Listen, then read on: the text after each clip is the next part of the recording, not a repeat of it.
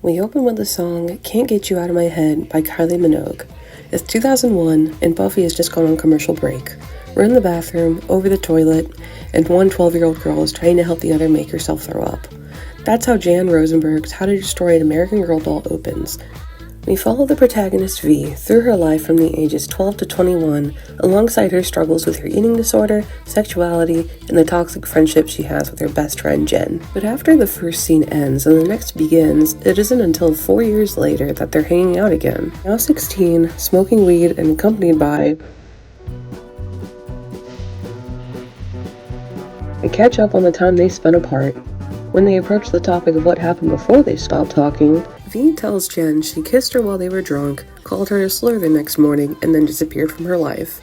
But Jen claims to have no memory of the first two things. She blames V for inviting her over and making her feel bad, but before an argument can start, they're bonding over the worst places they purged at.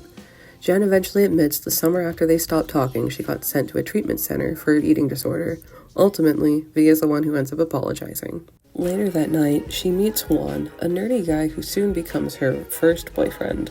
Oh my god, okay, I need to speed this up. A year later, V finally reveals to Jen that she slept with Juan, but describes the whole thing as extremely unpleasant. Jen more or less brushes this off as normal and suggests she cheat to get over it. After enough discomfort, V finally breaks up with Juan before her and Jen go off to college together. But old habits die hard, and Jen has once again ghosted her. V does eventually make a new friend by the name of Lotus, who helps her through her feelings about sex and suggests she might be asexual, something V didn't know she could be until now. When the long-lost best friends finally reunite, it isn't pleasant. Jen admits the only reason she reached out was because she had to, and this makes V snap. She blames Jen for teaching her how to purge, that if she were to die, it would all be her fault. In the shortest scene in the play, V simply runs in a treadmill faster and faster until her legs give in. She bends over and looks at the ground, gasping. Finally, we find Jen and Juan dressed in black, sharing a cigarette. They talk about the surrealness of the funeral they're at without mentioning the name of the deceased. Oh, you thought this was for V? Nope, just kidding. She's here too and she's fine. Turns out it was Jen's mom who died. Anyway, V gives her Molly, not the drug, the doll. Whatever, it's its whole thing. Then sees Juan and comes out as an asexual bulimic and apologizes for the way she treated him. She leaves with the hope that someday they'll all maybe hang out again. And that's it. Suffice to say, How to Destroy an American Girl doll places you on a roller coaster and passes by many elements of LGBTQ drama along the way. It follows a queer protagonist that represents an often unmentioned part of the community, that being asexuality. The plot focuses on the discovery of her identity and the trials she goes through to find herself. V struggles through the confusion queer people often feel when seeing how they don't fit into the heteronormative standard. She also struggles to be understood or make herself understandable because she has yet to find the answer and accept herself for who she is. In the age of the internet, it's hard to remember the days when you couldn't Google every single question that came to mind, but during that time, it made seeking visibility and acceptance for queer people much more difficult.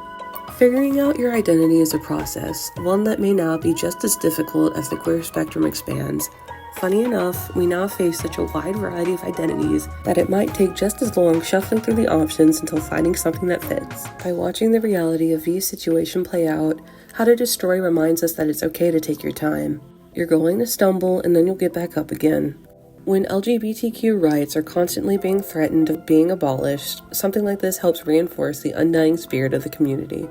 Even at FSU, being able to talk about the complexity of identity, gender, and sex is jeopardized due to a bigoted government. V's journey can both reflect and reveal how a college student might persist through these dark times, in our personal lives or otherwise. Her discovering other queer people in college and coming to understand her own identity through them is similar to what many students experience, whether that be coming out to her ex-high school boyfriend or just changing the pronouns in her bio. How to Destroy embodies many flashes of elements from the plays we've discussed this semester, while spinning it in its own direction. V reminds me of Ned from The Normal Heart in a lot of ways. They're both reserved and stubborn characters that have a tendency to ramble nervously during intimate moments. They're both so hyper-aware of themselves, yet can act so irrationally avoidant of their own issues at the same time. They also share an insecurity about sex, but whereas Ned learns to embrace that side of himself, V rejects it and learns that there's nothing wrong in her doing so. Like Crooked Parts, both plays encompass an early to mid-2000s America, but instead of switching between the past and present, How to Destroy is more similar to How to Clean Your Room and Remember All Your Trauma in the way that time jumps after each scene. While these scenes aren't chronological and are portrayed by puppets, Spencer and V's story share a comedic tone throughout the sadness of it all. During V and Juan's breakup, he says some ridiculous things that you just can't help but laugh at. But unlike Crooked Parts or How to Clean, How to Destroy isn't a memory play and follows the protagonist almost fully from 12 years old to 21 through the discovery of her sexuality, which is a structure our other plays lack. It explores the complexity of queer female relationships like the Ministry of Lesbian Affairs without being specifically lesbian. It also tackles this topic from a younger perspective and explicitly calls out its toxicity, particularly toward the girls like Jen, who essentially queerbait their friends, intentionally or not. None of our plays exactly tackle this dilemma or handle a character so hateable and human, at least in my opinion. Aside from the barely visible track marks on the arms of the dancers in Cabaret, our plays don't tackle the physical extent of addiction and mental illness like How to Destroy does. The characters have the compulsion to make themselves sick, something they're unable to control or completely stop, which is clearly visible to the audience. We watch V slowly deteriorate as she deprives her body and mind through this cycle of repression. Don't talk about sex, let Jen walk all over her, binge, purge. It's even foreshadowed that how deeply Jen's mom's unhealthy relationship was with food is what ended up killing her. She exercised and stressed herself so hard about her diet it's likely the reason behind her dying from a heart attack at 48. She's also the person who taught Jen how to purge, showing how disorders can be passed from parent to child, almost certainly brought on by generational trauma. How to Destroy an American Girl doll displays the complex, confusing, and hilariously awkward experience of discovering one's queerness that is such an integral part of the gay experience.